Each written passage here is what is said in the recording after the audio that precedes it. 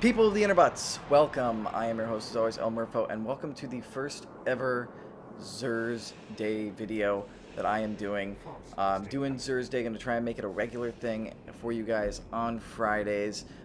Trying to get some sort of Destiny content out for you guys because I play a lot of Destiny over on my Twitch channel, which you go check out. It's twitch.com/L_Murpho. But Xur's once again for the third week in a row in the Reef. I don't know what it is about the place. I mean, I've got a couple things to do here just to grab. I mean, I know it's Friday, I know there's trials, but Xur just loves the Reef right now, man. Loves the Reef and Rise of Iron. Anyway, as we can see, first up, we got the Legacy Engram. It's really only worth picking up if you're a collector trying to get those Year 1 exotics. Then for the Titan, we've got the Eternal Warrior. Gain Unstoppable for Fist of Havoc. The roll on it is Intellect, which isn't exactly a top roll, and I'm never a fan of any exotic that has just Intellect. I feel like cutting down on the super isn't as big of a deal as cutting down on the Discipline and the Strength. And as we move over to the Hunter, we have the Knucklehead Radar, and its perk is Radar remains visible while aiming primary weapons. Now this was a good one in Year 1. This is one I used a lot in Year 1 for my Hunter. But nowadays I feel like there's a lot better things that can take up your exotic slot, especially since you have Mida Multi-Tool. If you really want to be able to see while aiming in the radar, just use Mida. It's one of the best weapons in the game, and you'll be able to see your radar while aiming down the sights and shooting with it. As for the roll, Discipline 45, Strength 39 with a max out of 64.58. That's in the upper tier, not max, but still pretty good roll. So, I mean, if you want to have radar while shooting primary weapons, but not use Mida, you want to use like maybe an exotic, a different exotic primary, an exotic in your special or heavy slot. It's a good roll, and it's worth picking up. And then we have the Impossible Machines, which are next for the Warlock, and they grant Landfall. The next, the stats that it has are 37-35 in Strength with 54-52. It's a pretty good roll. Always, like I said, Intellect I'm not a big fan of when you're doing it by itself, but when it's got Strength or Discipline with it, it's normally fine. 37-35 is an okay, pretty good roll, not too bad. Since I'm not playing my Warlock that much, but since I am a collector and I don't have one yet, I'm actually going to be picking this up for myself. For my Warlock. I already have the Eternal Warrior and Knucklehead Radar.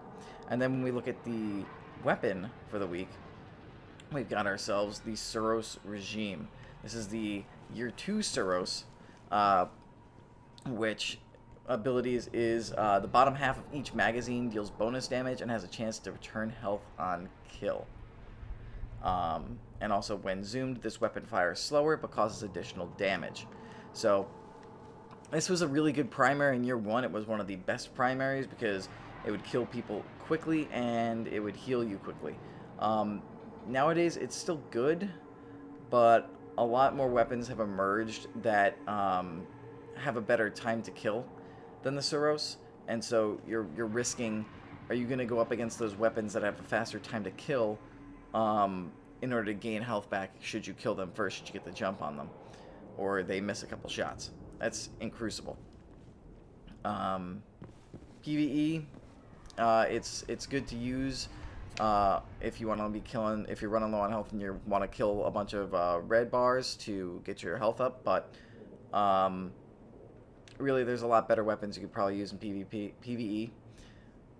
Moving on to the ornaments, first up we've got Shock Hazard for the Zallos Supercell, and then Born in Fire for the Young Wolf's Howl. I feel like this one's been up for a while as well. Born in Fire, or the Young Wolf's Howl ornament's been showing up a lot, I feel, with Xur.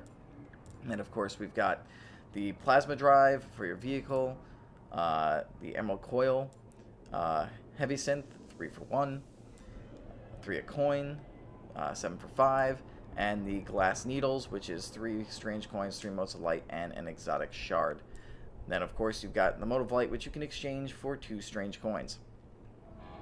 And also, don't forget, with the light level at 400, as it's been for a couple of weeks now, the heavy ammo synth for faction packages is only going to help you out if you're under light level 390. Once you hit light level 390, you've maxed out on faction packages. So if you have any spare strange coins laying around, I wouldn't use it on heavy ammo synth unless you're going to use it in something like the raid. Otherwise, I would probably go with the 3 a coin.